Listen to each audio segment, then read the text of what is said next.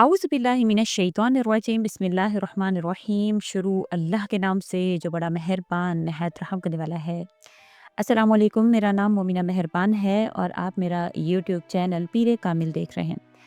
आज की वीडियो अल्लाह करीम की नाजिल करदा उस दुआ के हवाले से है जो ख़ास तौर पर अल्लाह ताला ने ख़ुद नाजिल फरमाई, ख़ुद उसकी तलक़ीन फरमाई कि ये पढ़िए और मैं आपकी तौबा कबूल करूँगा इंशाअल्लाह ताला। रब्बना ज़लमना अनफुसना के हवाले से है ये दुआ और इसकी मुकम्मल तफ़सील जानेंगे, किस मौका पर नाजिल हुई और अल्लाह ताला ने इसके पीछे क्या एक राज़ रखा है कि आप जिस भी हाजत के लिए पढ़ते हैं अल्लाह ताला उसको कबूल फरमाते हैं। और इंशाअल्लाह ताला इसके मुकम्मल वाक़यात आपसे ज़िक्र करूँगी। बहुत से लोगों ने इसको पढ़ा, मैंने पहले भी ये वीडियो ज़िक्र की है, उसमें से हकीकी वाक़यात जो हैं वो मैं लेकर आपकी खिदमत में आई हूँ। आपने इंशाअल्लाह इसको करना है, जिस भी मकसद के लिए ज़िलहज से पहले आप करेंगे तो अल्लाह ताला आपका वो मकसद पूरा फरमा देंगे। उम्मीद करती हूँ आपको इससे ज़रूर फ़ायदा हासिल होगा। वीडियो आगे सुनेंगे उससे पहले मैं गुजारिश करना चाहती हूँ कि एक मरतबा अस्तगफिरुल्लाह कहकर कमेंट बॉक्स में डन लिख दीजिए। ये दुआ हज़रत आदम अलैहिस्सलाम की ज़बान मुबारक से निकली थी जब इन्होंने अल्लाह के हुक्म की ख़िलाफ़ अमल किया और फिर अल्लाह ताला से तौबा की। ये नहायत बाबरकत और मौसर दुआ है। इसकी फ़जीलत हम कुरान से जानेंगे इंशाअल्लाह ताला। ये सूरह आराफ की आयत नंबर 23 है जिसमें अल्लाह ताला फरमाते हैं क़ाला रब्बना ज़लमना अनफुसना व इन लम तग़फ़िर लना व तरहमना लनकूनन्ना मिनल ख़ासिरीन। आदम और हव्वा ने अर्ज़ की है, हमारे रब हमने अपनी जानों पर जुल्म किया है, अगर तू हमें मुआफ़ ना करे, तू हम पर रहम ना फरमाए तो हम ज़रूर खसारा पाने वालों में से हो जाएंगे। कुरान करीम में जब ये दुआ बयान होती है तो ये जान लीजिए ये दुआ तौबा की असल रूह है। अल्लाह ताला ने आदम अलैहिस्सलाम की तौबा को कबूल फरमाया और अल्लाह ताला फरमाते हैं इसको सूरह बकरा की आयत नंबर 37 में, वतलक्का आदमु मिन रब्बी कलिमातिन फताब अलैहि इन्नहु हुवत तव्वाबुर रहीम।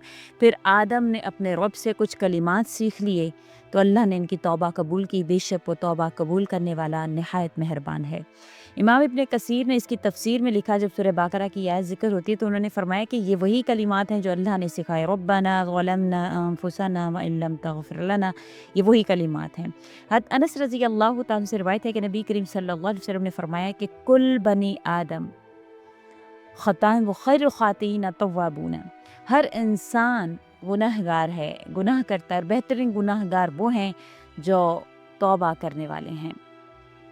ये दुआ हज़रत आदम अलैहिस्सलाम की तौबा का हिस्सा है। इस दुआ में न सिर्फ गुनाह का एतराफ़ है बल्कि अल्लाह की रहमत और मग़फ़िरत की आजिज़ाना इल्तिजा भी शामिल है। ये दुआ सैयदुल इस्तिग़फ़ार में शामिल नहीं है, लेकिन ये इनफ़रादी तौबा के लिए बेहतरीन दुआ है।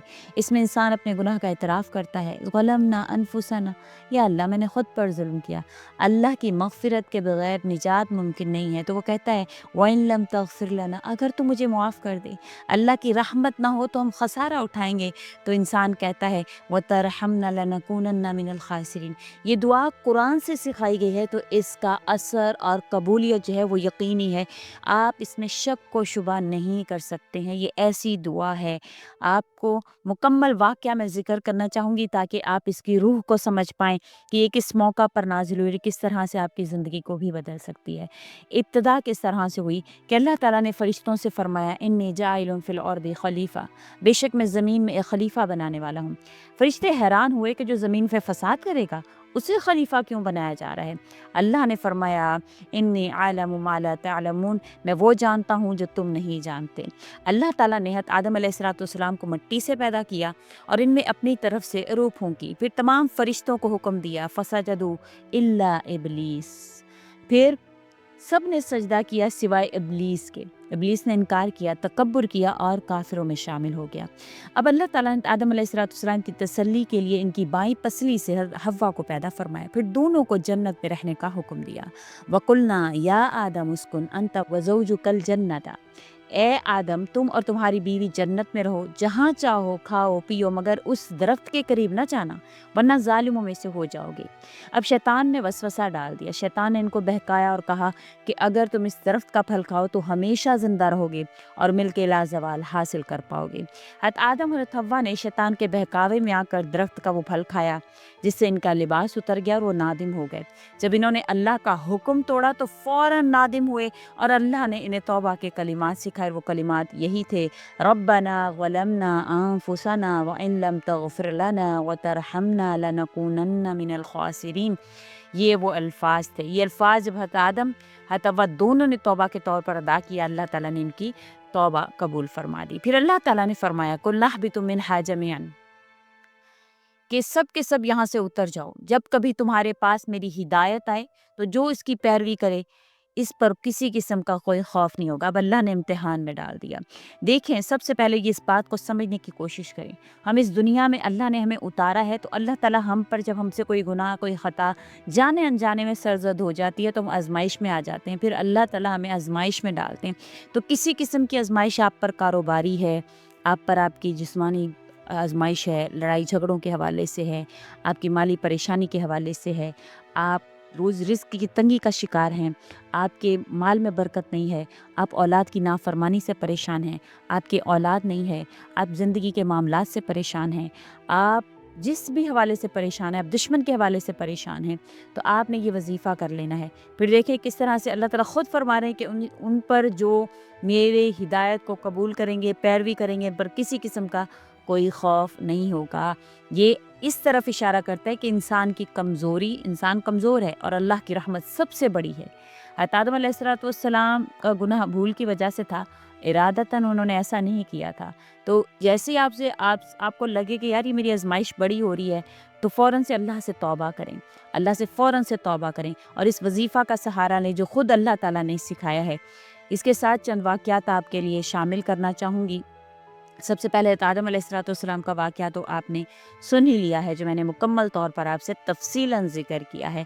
اس واقعہ سے یہ ہو سکتا ہے کہ آپ کے دل میں یہ آئے کہ وہ تو نبی تھے، ہم عام انسان ہیں، لیکن اللہ تعالیٰ نے فرمایا ہے کہ جو بھی مجھ سے مانگے گا تو میں اس کو عطا فرماؤں گا۔ ایک لڑکا جس کی زندگی گناہوں سے بھری ہوئی تھی، نشہ، جھوٹ، بد نگاہی، نماز چھوڑ دینا، ایک دن اس کی ماں بیمار ہو گئی، ڈاکٹر نے جواب دے دیا، وہ ماں کے کمرے میں آیا اور پہلی بار سجدے میں گرتا رہا، روتا رہا، اللہ سے مانگتا رہا، اے اللہ اگر میری ماں کو شفا دے تو میں سب گناہ چھوڑ دوں گا۔ اس حالت میں اس نے بار بار یہی دعا کی، ربنا ظلمنا انفسنا۔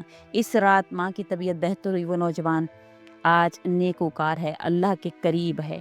اسی طرح سے ایک واقعہ ذکر کیا جاتا ہے کہ ایک شخص قتل کے جرم میں جیل میں قید تھا، زندگی بھر شراب، جوا، گناہوں میں ڈوبا رہا، جیل میں قرآن پڑھنے کو ملا۔ پہلی بار جو اس کے سامنے آیت آئی وہ یہی تھی، وہ کہنے لگا یہ تو میری زندگی میں ہے، میں واقعی ظالم ہوں۔ وہ جیل میں ہی توبہ کرتا رہا، نمازیں شروع کی، قرآن مکمل کرتا رہا۔ پھر اس نے جب اللہ تعالیٰ نے اس کو رہائی عطا فرمائی تو وہ ہدایت یافتہ بن گیا تھا۔ تو اللہ تعالیٰ کسی کی زندگی میں کوئی بھی معجزہ کر سکتے ہیں۔